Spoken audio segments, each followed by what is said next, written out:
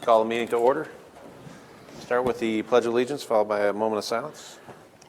I pledge allegiance to the flag of the United States of America and to the republic for which it stands, one nation, under God, indivisible, with liberty and justice for all.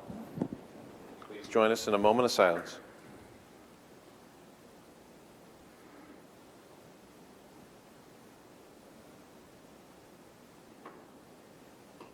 Thank you. Starting off with citizen concerns. Any concerns not on the agenda, come on up, state your name, address, and concern to report.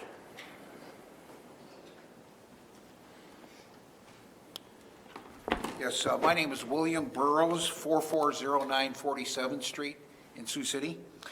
And my concern today is about the status of the replacement of the director of the Veterans Affairs Office.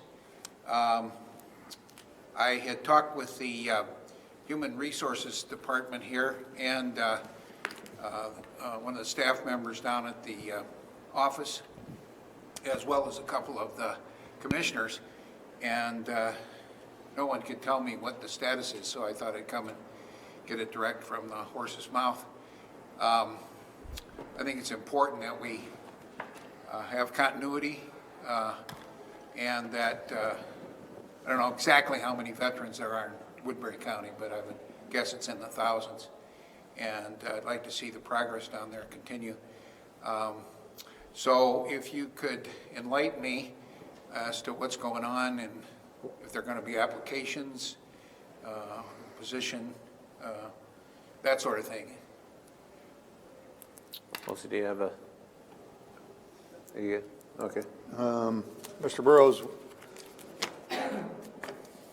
at this moment, we're still entertaining whether we want to refill the job with a director or an administrator, and we're trying to get some numbers from the Vets Commission as we speak on some reliable numbers so that we can make an informed decision. But I guess we can't answer one way or the other that we will or won't, but we anticipate there will be somebody filling that position, at least in one fashion or the other. So no, the needs of the vets are first and foremost. Right. Make no mistake. But we are a little bit of an impasse, waiting for some more and better information on the numbers and some of the statuses of what's really required for the job in our position. If Melissa's got anything to add, This is a position that they hire and we approve? No, they recommend and we hire. Okay. I think, just to piggyback on what Rocky's saying, I think we're looking at some of the numbers in terms of the caseload in comparison to the FTEs that are in that office currently. Mm-hmm. And so at one point we went from 3 to 4, and now I think we're looking to see where the data rests in terms of how far ahead or behind or keeping even keel with, the number of veterans that they're serving is. And so from that, I think we'll make an informed decision. And I know that the commission is looking at that as well. Yeah. Well, my concern would be that we need to keep moving forward with that. And I would not support anything that would do anything to reduce the services to the veterans. I think we need to do more outreach. And I would hate to see the budget being cut on the backs of the veterans. That would not be right. No. Bill, I think the commission itself has a lot of leeway on what outreach they want to run with. That's not up to us. I mean, certainly we support the commission, but I believe that it is up to the commission on what they want to do, how they want to budget their time and money for the outreach issue. That is good to know. My conversations at this point, it's almost as if there's a gag order. They're reluctant to talk much about it, and I don't know if that's has anything to do with the departure of the the director or not, but I know Supervisor Ung, you were quoted in the paper as saying that the departure was not only illegal, but it was also immoral. Is that correct? No, that's not what I said. That's not what you said. And what did you say, sir? I said that offering the severance, in my estimation, was neither morally or legally right. So I voted against the package. So it had to do with the severance pay and not with Correct. services to the veterans. Correct. Okay, so what kind of a timeline do you think we're talking about here? I mean, is there anything we could do at our Legion post to try to move things along? Talk with, who would you suggest we talk with? I would probably suggest, I have not spoken with the commission members in probably, I'm looking at Melissa for help, a week or 2 weeks probably, I can't remember. I was missing for a meeting, and I think whatever one, I was at the commission meeting at the same time. I'll say this, the commission, to my knowledge, is on top of it. They're helping us get the numbers together for the information that we're looking for, as Jeremy said, for the caseload and such like that. So we're waiting for some information from the administrators, the caseworkers out there, the commission, and like that. But So, to give you a time frame, I'd ballpark between 4 and 12 weeks as a guess. I don't think there's any lag. 3 months. She's already been out of the job, what, 2 months? Is that I don't think there's, to my knowledge, I haven't heard of any loss of services to our veterans.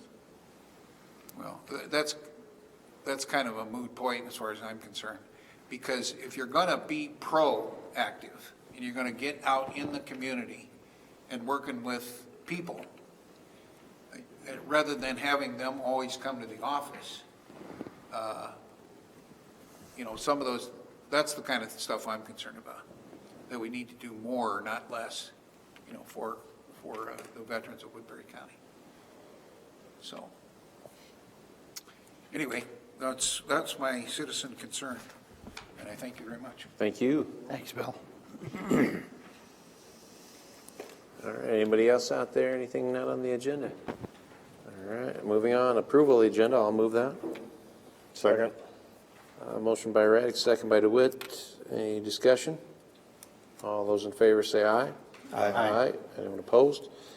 Passes 5-0. Moving on to the consent agenda. Items 3 through 6 constitute a consent agenda of routine action items to be considered by one motion. Items pass unanimously unless a separate vote is requested by a board member. Item 3, approval of the minutes of the November 12th, 2019 meeting. Item 4, approval of claims. Item 5, board administration. A, approval of $3,000 from gaming funds for cost of holiday luncheon. 5B, approval of resolution for tax suspension for DN. 5C, approval of resolution of tax suspension for MU. 6, human resources. A, approval of memorandum of personnel transaction. 6B, authorization to initiate hiring process.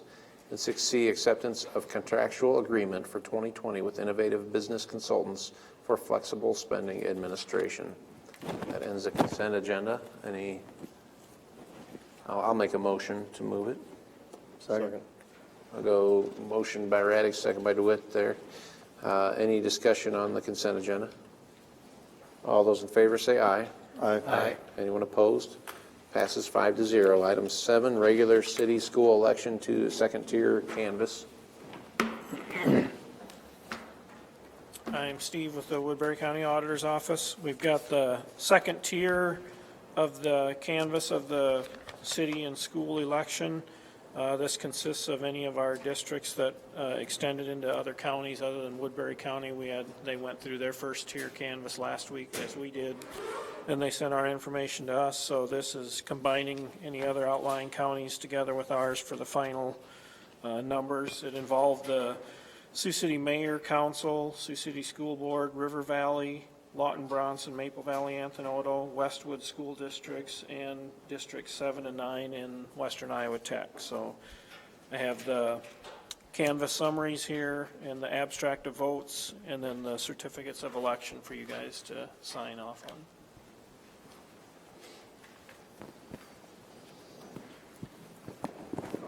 Need a Motion to receive them. All A motion to receive for signatures.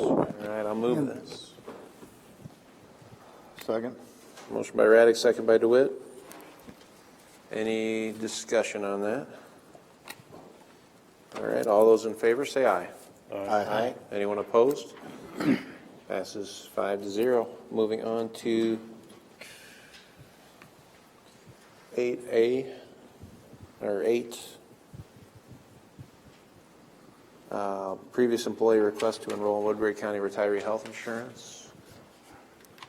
Melissa Thomas, Human Resources Director, and that is exactly what this agenda item is about, a previous employee that has requested to come on to our self-insurance plan as a retiree. That would provide her health and her husband health insurance until the age of 65. Our policy, we do follow Iowa code, which is 509A13, and it requires us to allow people that actually retire from the county to remain on our health insurance. And Joy, her last day was June of 2018. Any questions? Kind of the situation on this, Joshua, is this something we would normally do? Well, as Melissa said, there's the code section that requires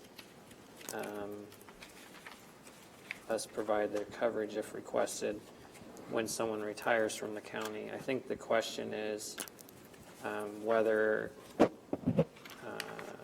it was a retirement or not. We eliminated the position, didn't we? Yes, we did. Well, Siouxland District Health did. Yeah, a subsidiary of us, or whatever you want to call it.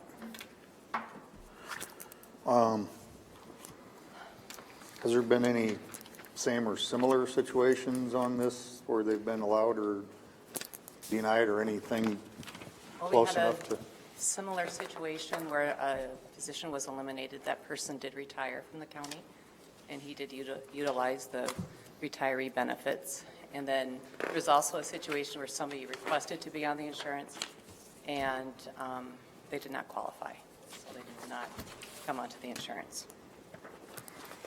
And the recommendation from staff would be that this person does not qualify.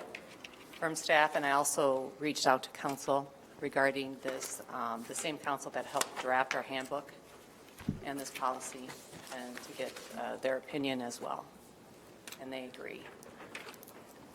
If they're on COBRA or on our insurance, is it the same plan? It is the same plan, but it's not the same thing. We have to provide COBRA for every individual that leaves our employment or become ineligible, such as if you turn 26 or divorce, something along those lines. Same price? No, actually, COBRA is more expensive, a 2% administration fee.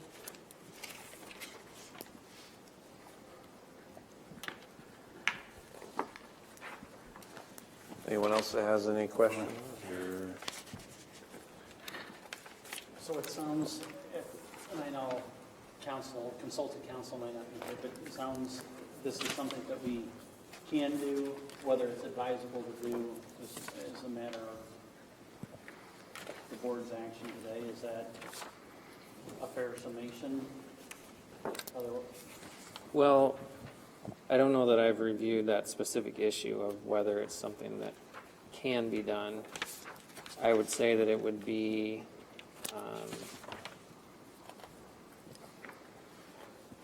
an exception to the normal policy, especially doing it after the fact like this, if it were granted in this case. Do we have anything right now that an employee signs off on? Say that again, I'm Do we sorry. have anything right now that an employee signs off on that says, I'm just reading this letter and I understand Joey's here. At that time I understood that the only option I had available was to take COBRA. Do we have something in place when an employee exits from Woodbury County that says, I understand that these are my options under the law, and if I deny taking this coverage, then I won't have statutory portion of it? Do we have anything like that? You know, we do not. Most people that do retire from the county come in, you know, plenty of time. We talk about the benefits and, you know, that's a planned situation. I do, you know, retirees don't usually get unemployment and things like that. So it wasn't, you know, it's just not a situation. You know, people usually seek our advice when they're retiring, like what to do as far as, you know, retiree insurance and Social Security and other things, so. But that's retiring versus us eliminating the position. Well, yes, but as I mentioned, we have eliminated a position and that person did retire. So they came retired, so they got on their insurance. Is the comment about unemployment just in general or in this case? I would say just this case, retirees don't get unemployment or they don't, you know, because unemployment requires job searches. So if you're looking for a job, then that's usually not a retiree situation. Mr. Chairman? Go ahead. I got a question for Mr. Woodman. If the board approved this, would it be setting a precedent for someone to come back under any different circumstances or same circumstances and say, would we be setting a precedent that would be negative to, that could be detrimental to the county? Well, I think it is a bit of a slippery slope, especially because it appears, and even in reading the letter that was submitted, that the decision to retire didn't come until after the end date of the employment. It sounds like that was sometime later, 6 months or so later. So I don't really think that it can be undone. The decision needs to be made at the time of the separation of employment. So like I said, I think it would be a slippery slope to approve something like this. And certainly if another employee was in the situation, you know, they certainly could point to whatever action was taken here as far as if they were treated differently or wanted to be treated in a similar manner. Could there be I'm not trying to triangulate here, but could there be a dividing line between, you know, having employees sign off from now on to say, I understand that, you know, if I deny my right or my eligibility for retirement, that we could point to that. I guess I'm just looking at the, I don't know if you want to call them extenuating circumstances, but, you know, essentially the parent care and that there was another, you know, other employment that, and it's not any financial burden to the county. It's not as if we're going to, so I'm just trying to see if this fits that circumstance and then from here on out. Well, insurance is since we're self-insured, isn't the health insurance a liability or a burden to the county as such? I mean, essentially, they're going to be paying the retiree monthly premium, right? They do pay the premium. But my understanding is that the COBRA is about to end in December of this year. So there wouldn't be coverage after that, but if they remain on, then there would be coverage going forward.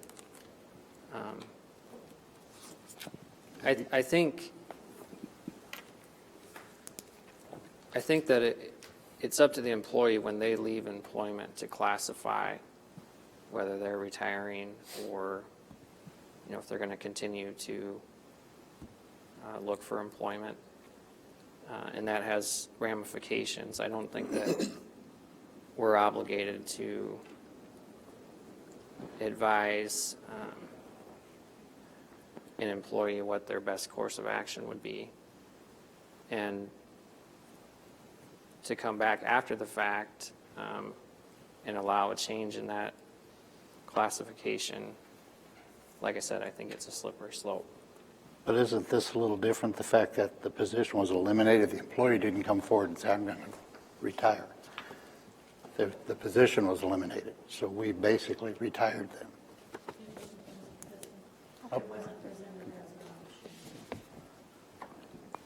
you state your name and Joy Quadron, 4921 Singing Hills Boulevard, and thank you so much for your consideration today. At the time, that was not something that was even presented or offered that I could retire. I just understood that my position was being eliminated, and the only option I had was to go to Cobra. And as time has gone on, my husband and I have paid the premium of 100% of it with the 2% additional fee on it. And I would really appreciate being able to stay on this because as I stated in my letter, I've had to indicate that I'm retired. I have had to turn away opportunities because if I were to continue employment anywhere, I would have to step away from a job opportunity because I'm in Des Moines all the time. I'm in Des Moines usually about 3 to 4 days a week. I just got back Sunday. I'm leaving again Thursday. This is the way it is all the time as I continue on with my elder care. So it's something that has become very important to me and apparent to me that I need to be doing this for my parents. But I was not even offered an opportunity to say, you can choose to retire from Siouxland District Health instead of just having the position eliminated and be done. I have a hard time supporting this. I'll vote against it. I just feel that, that's something, whether or not you know it or not, that is up to you to know it at that time. It's not up to us to forgive that action a couple of years down the road.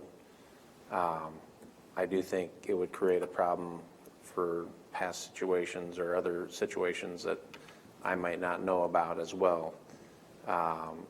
We did have another position eliminated recently, and he did announce his retirement, and he went that way. So, I'm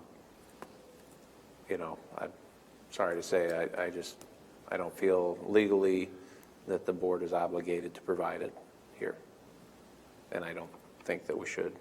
Well, I'm going to, just to get us going and to give you something to vote on, I'm going to move that we do grant them the insurance simply because I think eliminating the position is different than the employee coming forward and saying, I'm going to retire. I think that, to me, that's the outlying fact that if we hadn't eliminated the position, I presume you weren't going to retire. So I think that we were the ones that facilitated this going forward. And I do think it was then up to us to offer what options are available. So I will make the motion that effective December 1st, we allow them to go on to the county health insurance. And it will be at our own expense. At their own expense, 100%. So can I just ask something? I know you have a motion sort of hanging out the river. Cobra is scheduled to expire December 31st. Is there a reason why we're doing December 1st rather than January 1st or even December 31st? Only based on the timing of our request to you. January 1 would be fine too, but the only reason... Yeah, the date's not important to me, other than that, make sure there's not a lapse in coverage. Absolutely. And it's pretty important, do you know when the bridge is as far as Medicare eligibility? Or is that... I have a few years to go. I've learned never to ask a woman their age. So, I agree with Keith and Mark in the sense I think there's competing interests here in that, the protection of the county residents. However, I do think people normally retire because they're retiring.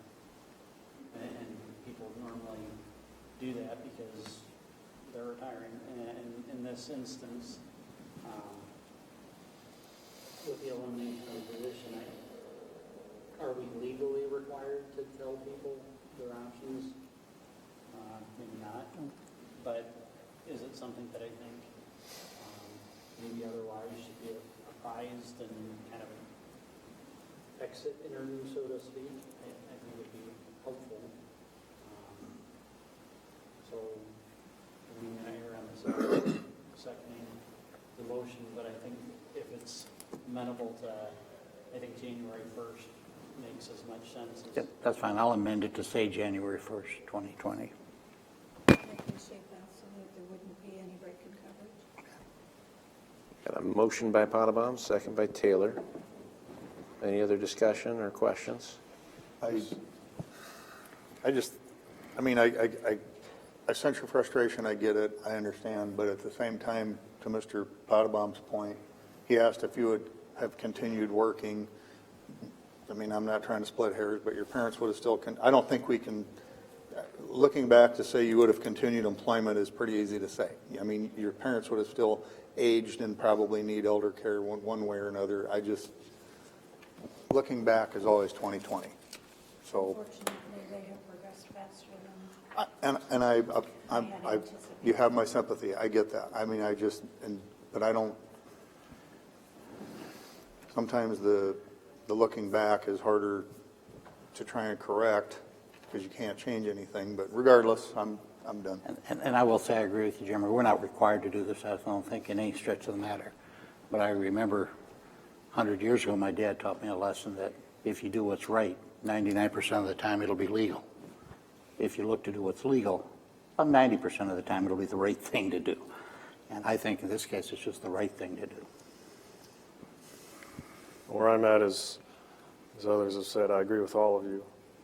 I can't vote neutral. That's hard to do. I can't vote present here.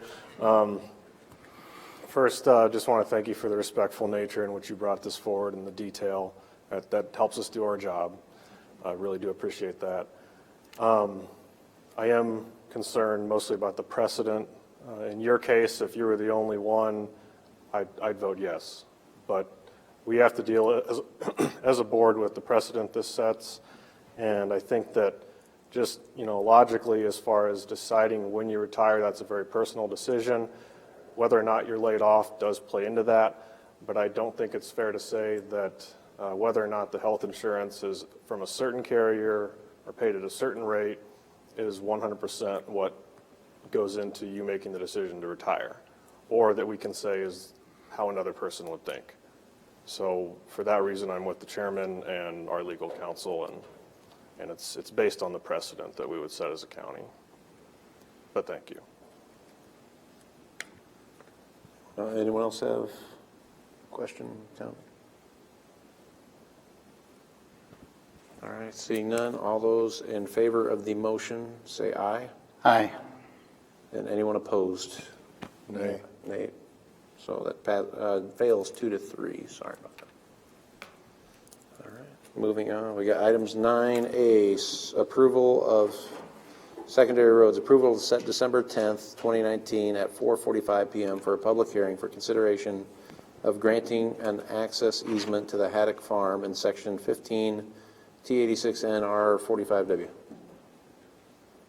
I have to apologize on this one. I missed the publication deadline, so we just need to bump it back a couple of weeks. But again, I recommend we hold the public hearing for the easement on December 10th. We'll send it out this week. I'll move that. Motion by Raddick, second by Taylor. Any discussion? All those in favor say aye. Aye. Anyone opposed? Passes 5-0. These motions are a little easier, aren't they? 9B, approval of quitclaim deed for vacated excess right-of-way on Old Highway 141. We completed the vacation of this road earlier this year. The title attorney for the buyer for the house and property has requested a quitclaim deed from the county in addition to the vacation action. According to the abstractor's title search, the county had fee title to the land. Our records showed that it was an easement, which meant the vacation should have been enough. The quitclaim deed really doesn't cause a problem either way. You gave it all up when you vacated the easement. The quitclaim deed just cements that the county no longer has an interest, whether we had fee title or easement on the property. I'll move it. Second. Motion by Raddick, second by Taylor. Any further discussion? Is this, yes, Mark, is this the piece down south on, 141 that we changed the angle of the intersection or That's correct. some Well, 30 no, or 70 feet, or which one was it's north of there. Okay. This is where old 141 and new 141 meet. A new culvert was built south of the intersection. I think it's Spring Street is the gravel road that runs east and west there. This property is just north of it, and for whatever reason, DOT acquired the right-of-way for Highway 141. Nobody was watching where this house was built. And the house was built extending over 20 feet into the former right-of-way. Okay. We maintained over 45 feet of right-of-way from Centerline Road, and now we're better than 15 feet short of the house. It's still fairly close to the road, but at least they own the property that the house sits on. Okay. When this is all said and done. Thank you. Strange things happen in some of these little towns, and this was one of them. Okay. All right, any further discussion or questions? All those in favor say aye. Aye. Anyone opposed? Passes 5-0. Moving on to item 10A, approval of D.A. Davidson as the financial advisor for the secondary road CIP project as recommended by Dennis Butler, Finance Director, and here he is. This is to get the ball rolling on our open bond market. Going this route, we will save a substantial amount of money over 10 years, close to $500,000 instead of a capital loan note from a local bank. The local banks will have the option to bid on any of these bonds, so this is to get the ball rolling. If it's past day, they'll start tomorrow. Incorporated, we will have to have a bond rating, which they do charge for that. They get a bond count, or somebody does a bond rating. So this will kind of be a good run to get prepared for the next one. And D.A. Davidson recommend them because we already hired them to do one project. It's 5 times bigger. All right, well, I'll move it. Second. Motion by Raddick, second by DeWitt. Any further questions or discussion? All right, all those in favor say aye. Aye. Anyone opposed? Passes 5-0. 10B, approval of engagement agreement with Dorsey and Whitney LLP regarding the secondary roads gravel CIP project. Okay, with all these open market issues, you need a bond counsel. So we're recommending Dorsey Whitney. Bob Johnson is very familiar. He actually wrote the TIF laws. So I'd like to keep it with the same type of project. So that's why we're recommending Dorsey Whitney. I'll move it. I'll second. Motion by DeWitt, second by Raddick. Any other questions or discussion on it? All right, all those in favor say aye. Aye. Anyone opposed? Passes 5-0. We will have an additional bond counsel once we get through this process for disclosure, but that can come later here. Thank you. Thank you. Turn off item 11, reports on committee meetings. Jeremy? Just an update on Rolling Hills. There's going to be no November meeting. It'll be December 11th, but it'll also be coupled with the legislative session. Just so you know, Dickinson and O'Brien counties are withdrawing from Northwest Iowa Care Connections effective June 30th. And 3 remaining counties, Clay, Palo Alto, and Osceola, are exploring their options, including joining Rolling Hills. And so I understand today that 2 counties are petitioning into Sioux Rivers. And so as you look over the scope of the land, it looks like there's quite a few moving parts, nations. So Northwest Iowa Care Connections also, they have 4 counties to the east who have provided letters of intent to join their region as well. So they're either going to be bringing in 4 or all 3 of them could be petitioning into Rolling Hills. So which counties listed are looking at Rolling Hills? So Clay was one. Palo Alto, Osceola. So one of the conversations is going to be, it took Woodbury quite some time, and it was a very judicious and thoughtful process. How much is too much, both in terms of, I think that they have done an excellent job, not only in the vetting process, which was long and protracted, but meaningful, but also as we look to global crisis and the children's system and coalescing as 8 counties, you know, just bringing in 3 more counties at the same time, is that just taking on too much too soon? Or is it something that we can do and still do well at the same time? So I think that that's a fairly balanced summation of what the 8 counties will be dealing with as they look at 3 potentially coming, or 3, which is a minimum and a viable region, looking at 4 coming into theirs. So I just wanted to kind of say that that's something that's out there. More to follow.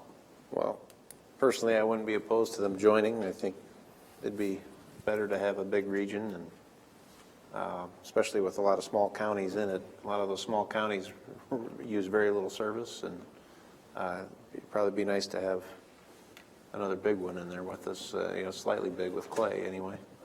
I think it just becomes some of the push and pull of these regions is when they become so big. Sure. And they feel like they're decentralized, and all of a sudden you get I'm not saying we're there yet, a 22 county region, and people feel like, boys. Well, I gotta bring up the Arwood here, which the regional workforce development that got moved to 24 counties. So, so yeah. But sorry, I didn't mean to interrupt. No, so just wanted to keep you apprised of some things that we'll surely be dealing with in some form or fashion. That's all. Geographically, would that really, would it kind of just, I mean, would it require another crisis center in a certain spot? Yeah, I mean, that's a great question. I think those are all things to consider, you know. So no one's going to drive, you know, an hour or 2 to a... Right.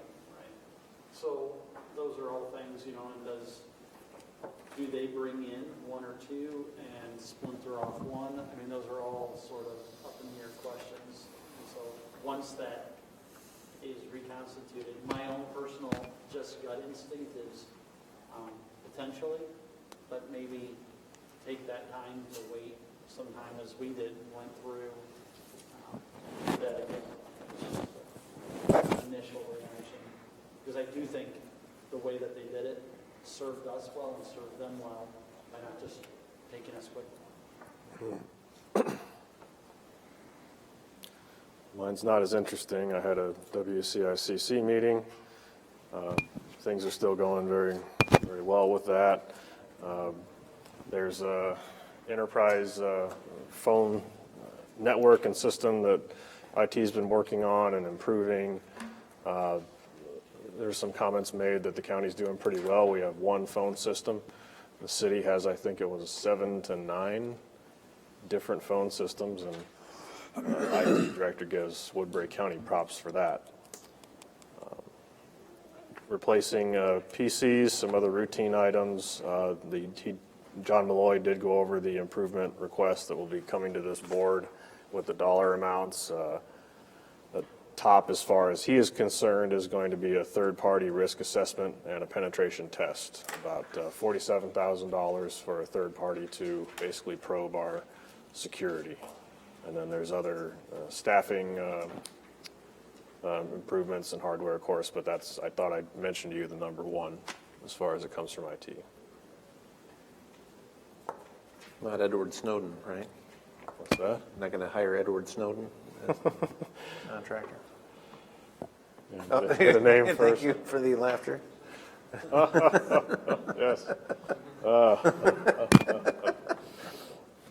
You knew I'd have one. Go ahead, Rocky. I have nothing. Marty?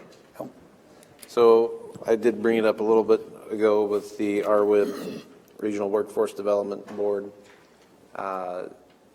going from 20, 30 regions down to 6 or so statewide. Our region will be 24 counties, stretching from Kossuth in the northeast, let's see, down 3 or 4 counties and straight west over, except for Carroll County ends up in Des Moines. So just, if you can rewind for 30 seconds, this is a theoretical. It's done. It's already done. State law said it. And they drew the boundaries off of the community college district boundaries. Okay. So WIT with Iowa Lakes Community College and whoever else is up there. So that's the boundaries drawn. And this is for what purpose? Regional workforce development. So it's taking the federal dollars and spending them here on job training and programs. Okay, thank you. And basically, they were looking at how we were doing things, and it wasn't necessarily in line with the intention of the federal government's motivations when they send the money to the state. So we were in jeopardy of losing those federal dollars. So the state put together this package of changes, and I've had to go through some training, and that's what I had David Gleiser attend in my absence the one time I couldn't go. Anyway, the last meeting we had was Storm Lake. In Storm Lake, and about 20 of the different supervisors were there, so 20 of the 24 is pretty good attendance. We spent about 2 hours kind of hammering out 2080 discussions for the future board. So hopefully in the next month or two, we'll have a new 2080 to move forward with that new region. Will be region number 1 for workforce development. But the idea behind this is to get less administrative leadership positions and more like boots on the ground type workers in the entire region, so that you spend less on that administration, you have more workers, and you have more dollars that get to the people that need job training or a new job or a better job. So that's kind of where we're at on that. Citizen concern round 2. Go ahead. Deputy County Auditor Michelle Scaff wishes to pass along is that this is crunch time for us right now, trying to get the software conversion completed. We have the auditor in, the auditor is in right now, and she's also had a clerk that's been missing an extended period of time, and we found out that it will be even a more extended period of time. So the impact that I'm bringing up to you is that as far as the budgets, trying to move that process up this year, she's feeling the crunch, and she doesn't know if that's going to be able to happen. Correct? Correct. And I did go through, Matthew brought this up last week, and I did go through and pick out the most non-controversial ones where it's really one-liners, or like the county library come in, that's an automatic, we got to do whatever they want, it's a separate board.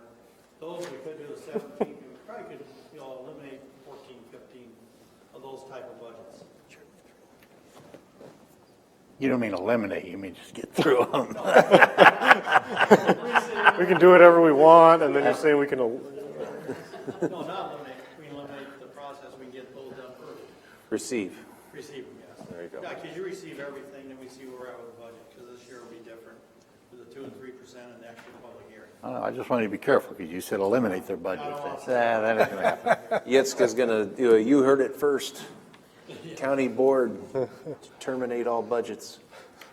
All right. Board concern, actually, I got to jump back to that committee report too. On that workforce development board, they need a fiscal agent for this new group, new region. So I don't know if Pat wants the auditor's office to take that on, or, since you're going to be so busy after Tyler's gone. Right. I don't know, if you guys want any interest in that, we can, I think, bill them for some of those services, but I don't know if it would be worth it myself. I don't, for the amount of work it might take. We will do what the board tells us to do, but we're not looking for extra work. Okay. And it'd probably be a little work for Dennis too, but. We could do it in conjunction together possibly, with the workloads. Yeah. This is for the regional. You could throw that into your spare time, couldn't you, Dennis? Let's just say, Mr. Chair, if another county raises their hand first, you can hold back. Right. Because they're all going to be in line to do it. Well, BV County, I know their fiscal agent for the mental health region, maybe they'll just take that too. That'd be a great idea. Yeah, wow. Centrally located. Okay, board concerns, Jeremy? Nope. All right, and you had none over there? None. All right, we're adjourned. Thank you, guys. Oh, actually, I did want to say congratulations to Sergeant Bluff volleyball team. State champions.